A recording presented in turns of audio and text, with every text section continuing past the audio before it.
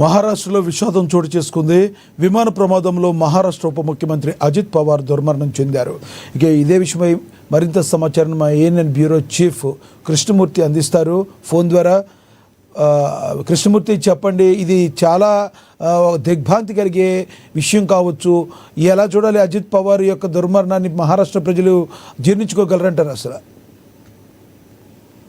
మహారాష్ట్రలోని మహాయుతి కూటమి ప్రభుత్వంలో అజిత్ పవార్ బాధ్యతంగా ఉన్నారు. దేవేంద్ర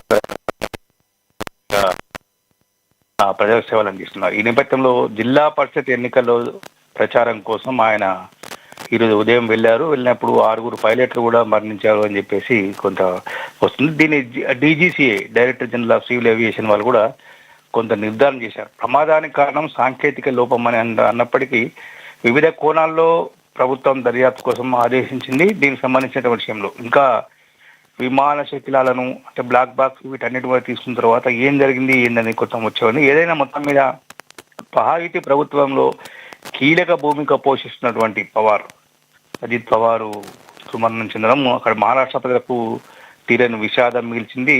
కొంత కూటమి అంటే మహాయుతి ప్రభుత్వానికి కూడా కొంత అక్కడ ఇబ్బందికర ఉండే పరిస్థితి ఉంది. అంటే మహాయుతి ప్రభుత్వంలో మొన్న ఏడాది జరిగినటువంటి ఎన్నికల్లో కొంత మహారాష్ట్రలో ప్రభుత్వాన్ని అంటే కూటమి ప్రభుత్వాన్ని తీసుకురావడానికి అజిత్ పవార్ తనైనటువంటి శైలిలో కొంత ప్రయత్నం చేశారు. కూటమిని ఓట్లు చీరకుండా ఆయన ప్రచారంలో ముమ్మరంగా పాల్గొని బీజేపీకి అండగా ఉన్నారు. ఎన్డీఏ కూడా కొంత ఆయన అండదండగా ఉన్నారు. కాబట్టి ఈ నేపథ్యంలో జరిగినటువంటి ప్రమాదంలో అంటే విమాన ప్రమాదాలు వరుసగా జరుగుతూ ఉన్నాయి. లాస్ట్ ఇయర్ కూడా జరిగింది. అంటే జరిగినటువంటి విమాన ప్రమాదాల కారణాలు ఏంది అనే విషయంలో కొంత కేంద్ర పౌర విమానయాన శాఖ ప్రత్యేకంగా దృష్టి పెట్టి మొత్తం విమాన వ్యవస్థలు అంటే పౌర విమానయాన శాఖను పునరుద్ధరిస్తారా, లేదు అంటే దాంట్లో ఉన్న సాంకేతికను మరోసారి అప్గ్రేడ్ చేయించి, లేదు అంటే వచ్చినటువంటి సాంకేతిక పరిజ్ఞానాన్ని అందుబాటులో తీసుకొచ్చుకుని అన్ని విమానాలను చెక్ చేయించి ఇట్లాంటి ప్రమాదాల దుర్ఘటన జరగకుండా ప్రాణాలు ఎవరికైనా ఇబ్బందికరంగా ఉంటుంది. విమాన ప్రమాదాలు అనేవి చాలా దారుణంగా జరుగుతున్నాయి. రీసెంట్ గా కూడా మనం ప్యాసింజర్స్ తో విమానం కూడా దగ్గర 60 మంది చనిపోవడం మనం కూడా చూసాం. అదేవిధంగా రాజకీయ నాయకులు కూడా ఈ రకంగా దుర్మరణం చెందడాన్ని ఒక రకంగా సామాన్యుడు ఒకప్పుడు కళ్ళు ఉండేది విమానం ఎక్కడానికి, కానీ ఈరోజు అయ్యో బాబోయ్ విమానం అనే పరిస్థితికి వెళ్ళిపోయింది. దీని అంతటికీ మరి ఎటువంటి ఏమైనా పరిష్కార మార్గాలు చూసే అవకాశం ఉందంటారా? అంటే చెప్తున్నారు పౌర విమానయాన శాఖ దీనికి సంబంధించి పునరుద్ధరించే కార్యక్రమాలను చేపట్టి అందుబాటులోకి వచ్చినటువంటి టెక్నాలజీని చాలా విదేశాలలో విపరీతమైన టెక్నాలజీ అందుబాటులోకి వచ్చింది. దాన్ని ఇక్కడ తీసుకొస్తున్నాము, మేము అమల్లోకి చేస్తున్నామని చెప్తున్నప్పటికీ ఇట్లాంటి ప్రమాదాలు జరగడానికి అంటే ఏదైతే ఒక విఐపి ఉప ముఖ్యమంత్రి వెళ్ళేటువంటి విమానానికి కూడా సాంకేతిక లోపం ఉంది అని గుర్తించలేని పరిస్థితిలో ఉందంటే సామాన్యులటువంటి పరిస్థితి ఏంది అనేది కొంత ఇక్కడ చర్చ మొదలయ్యే అవకాశం ఉంది. విమానాలు అంటే టేకాఫ్ అయిన 5 నిమిషాలకు కూడా కూలిపోయిన సంఘటనలు ఉన్నాయి, 100 మంది చనిపోయిన సంఘటనలు ఉన్నాయి. అంటే ఇట్లాంటి సంఘటన పునరుద్ధరణ కాకుండా ఉండాలి అన్నప్పుడు కొంత పౌర విమానయాన శాఖ మీద దృష్టి పెట్టాలి. అదేవిధంగా విమానయాన సంస్థలు మన ఇండిగో లాంటి సంస్థలు కానీ ఇంకా మిగతా ప్రైవేట్ విమానయాన సంస్థలు కానీ వీటి విషయంలో కూడా కొంత జాగ్రత్త తీసుకోవాలి. ఇప్పుడు ఆదాయము డబ్బులే కాకుండా సామాజిక సేవ, సామాజిక దృక్పథము, ప్రాణాలకు విలువ ఇవ్వడము, ప్రయాణికులకు సులభమైన సురక్షితమైనటువంటి ప్రయాణాన్ని అందించేందుకు చేపట్టాల్సిన చర్యల విషయంలో దృష్టి పెట్టాలి. ఎప్పుడు కమర్షియల్ వీటి మీద ఆలోచన, వ్యాపార కోణంలో ఎంత లాభం వచ్చింది, ఈ క్వార్టర్లో ఎంత వచ్చింది, వచ్చే క్వార్టర్ ఎంత సంపాదించాలి అనే టార్గెట్లుగా పెట్టుకోకుండా ఈ క్వార్టర్లో మనం ఎంత మంచి సేవలు అందించాం, వచ్చే క్వార్టర్లో ఇంకెంత మంచిగా సేవలు అందించగలం అనే విషయంలో కొంచెం దృష్టి పెడితే బాగుంటుంది. విమానము ప్రమాదం అనేది అసలు అనుకోని సంఘటన అంటారు, కానీ ఇప్పుడు పరిశీలిస్తే గంటకే ఏటీసీ నుంచి సిగ్నల్స్ పోవడము, కూలిపోవడము, 6 పైలట్ కూడా చనిపోవడము, ఎయిర్లోనే అంటే ఆకాశంలోనే మంటలంటున్నాయని చెప్పడం ఇవన్నీ చూస్తూ ఉంటే కొంత భయానకమైన పరిస్థితి ఉంది. మీరు అన్నట్టుగా ప్రజలు కొంత విమానాలు ఎక్కాలంటే భయపడే పరిస్థితికి వచ్చింది. అంటే దీన్ని పొడగొట్టాలి అంటే విమాన ప్రయాణం సురక్షితమైనది, తొందరగా చేరుకోగలము, సురక్షితంగా చేరుకోగలము అనే విషయంలో కొంత డీజీసీఏ కానీ పౌర విమానయాన శాఖ మంత్రిత్వ శాఖ కూడా మన తెలుగు మంత్రే దానికి ఉన్నారు కాబట్టి రామ్మోహన్ నాయుడు, కాబట్టి ఆయన కూడా కొంత దీని మీద దృష్టి పెట్టి ఒక రకంగా చెప్పాలంటే రామ్మోహన్ నాయుడు చాలా గట్టు పరిస్థితులు ఎదుర్కొంటున్నారు అనుకోవచ్చా?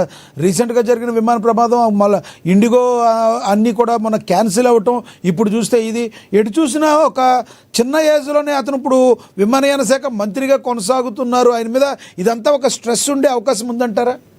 ఖచ్చితంగా. అంటే చిన్న ఏజ్లో ఉన్నప్పటికీ ఆయన అమెరికాలో చదువుకొని వచ్చారు. సాంకేతికంగా ఆయన కూడా కొంత ఆయనకు పరిజ్ఞానం, సాంకేతిక విషయంలో ఆయన కొంత విషయ పరిజ్ఞానం అనేది ఉంది. వీటన్నిటిని కూడా అంటే ఆయనకున్న పరిజ్ఞానము, అందుబాటులోకి వచ్చిన పరిజ్ఞానము, తనకున్నటువంటి పరిచయాలు, అమెరికాలో చదువుకున్న అనేక మందితో ఆయన మాట్లాడుతుంటారు. కేంద్ర పౌర విమాన శాఖ మంత్రిగా వేర్వేరు దేశాల మంత్రిత్వ శాఖలతో కానీ వేర్వేరు దేశాల్లో ఉన్న పౌర విమానయాన సంస్థలతో కూడా ఆయనకు టచ్లో ఉండుంటాయి. కానీ వీటన్నిటిని అంటే వాళ్ళు తీసుకున్నటువంటి, వాళ్ళు అడాప్ట్ చేసినటువంటి ఏంటి సాంకేతిక విషయంలో కానీ సురక్షితమైన ప్రయాణాలు, విమానాలు ప్రమాదాలకు గురి కాకుండా ఉండేందుకు తీసుకున్న చర్యలు, విమానంలో ఏ సాంకేతిక లోపం లేకుండా ఉండాలంటే ఏం చేయాలి తరచు అనేది ఈరోజు మనం ఒకటి గమనించవచ్చు. మనం కొనేటువంటి కార్లకు కూడా ఒక ల్యాప్టాప్ పెట్టుకొని ఆ మెకానిక్ వచ్చి చూస్తే మొత్తం ఎక్కడ ఏం జరుగుతుంది, ఏముంది, ఏ నట్టు లూజ్ ఉన్నది, ఏ నట్టు ఎక్కడ టైట్ ఉంది, బండి ఎక్కడ ప్రాబ్లం అవుతుందని చెప్పే పరిస్థితికి వచ్చింది. అట్లాంటి విమానంలో కూడా వచ్చింది. కానీ దీన్ని డీజీసీఏ ఉపయోగిస్తుందా, అసలు పౌర విమానయాన శాఖ దీన్ని మొత్తంగా తీసుకుంటుందా లేదా, అంటే అందుబాటులోకి వచ్చిన సాంకేతికను తనకు అనుకూలంగా మలుచుకుంటుందా లేదా అనే విషయంలో కొంత అనుమానాలు అయితే వస్తూ ఉన్నాయి. ఇట్లాంటి ప్రమాదాలు జరగకుండా కొంత కేంద్ర ప్రభుత్వం కూడా అవసరమైతే ప్రత్యేకంగా కొన్ని నిధులను ఈ బడ్జెట్లో పెట్టి, ఆ నిధులను పెట్టి దానికి అంటే పౌర విమానయానం ప్రైవేటు కానీ ప్రభుత్వ పరంగా కానీ ఏదైనా కానీ మొత్తంగా ప్రయాణికులకు సురక్షితమైనటువంటి అందించాలి, భరోసా కల్పించాలి. ఎస్, నేను విమాన ప్రయాణం చేస్తున్నాను సురక్షితంగా, పలానా టైంకి పలానా తిరగలను. ఏ విమానం ఎప్పుడు వస్తుందో తెలుస్తుంది, ఏ విమానం ఎక్కడ కూర్చుందో తెలుస్తలేదు. కాబట్టి వీటి విషయంలో కొంత కేంద్ర ప్రభుత్వం కూడా చొరవ చూపాల్సిన అవసరం ఉంది. అవసరమైతే కేంద్ర ప్రభుత్వం ప్రత్యేక నిధులు కేటాయించి సాంకేతిక ఎక్స్పర్ట్స్ను, ఐటీ రంగంలో ఎక్స్పర్ట్స్నా లేకపోతే విమానయాన రంగంలో ఎక్స్పర్ట్స్ చాలామంది ఉన్నారు. మొన్న ఇండిగో ఇన్సిడెంట్ జరిగినప్పుడు, ఇండిగో ఘటన, విమానాలు రద్దు కావడము, అక్కడ వాళ్ళ విషయంలో కొంత ఇబ్బందులు ఏదైనా, ప్రయాణిక ఇబ్బంది అయినప్పుడు కొంతమంది టెక్నికల్ ఎక్స్పర్ట్స్ కమిటీ వేశారు. అట్లాంటి కమిటీ వేసి ప్రతి విమానాన్ని, చిన్నది పెద్దది కాదు, ప్రతి విమానాన్ని పూర్తి స్థాయిలో తరోగా చెక్ చేయించి ఏ మాత్రం ఇబ్బందిగా ఉన్నా, ఏ మాత్రం టెక్నికల్గా కొంత 0.1% ప్రాబ్లం ఉన్నా దాన్ని ప్రయాణికులకు అందుబాటులోకి లేకుండా ఉండే విధంగా కఠిన చర్యలు తీసుకుంటే తప్ప ఇట్లాంటి ప్రమాదాలు జరగకుండా చూసేందుకు అవకాశం ఉంటాయి. కాబట్టి ఖచ్చితంగా ప్రమాదాలు జరగకుండా కేంద్ర ప్రభుత్వం చర్యలు తీసుకోవాలి. అజిత్ పవార్ లాంటి అంటే ఘటనలు మళ్ళోసారి జరగకుండా, గతంలో మనం చూసాం లోక్సభ స్పీకర్గా ఉన్నట్టు బాలయోగి హెలికాప్టర్ ప్రమాదంలో చనిపోయారు. అదేవిధంగా సినీ నటి సౌందర్య, ఆవిడ కూడా హెలికాప్టర్ ప్రమాదంలో చనిపోయారు. అంటే ఇట్లాంటి విఐపీలు ఎంతో మంది గతంలో చనిపోయారు. కానీ ఇక ముందు నుంచి ఇది లాస్ట్గా కావాలి, ఇదే చివరి ప్రమాదంగా అయ్యే విధంగా సివిల్ ఏవియేషన్ కూడా చర్యలు తీసుకుంటే బాగుంటుందని జనాలు అభిప్రాయపడతా ఉన్నారు. చర్చ కూడా మొదలైంది దీని విషయంలో. Thank you Krishnamurthy.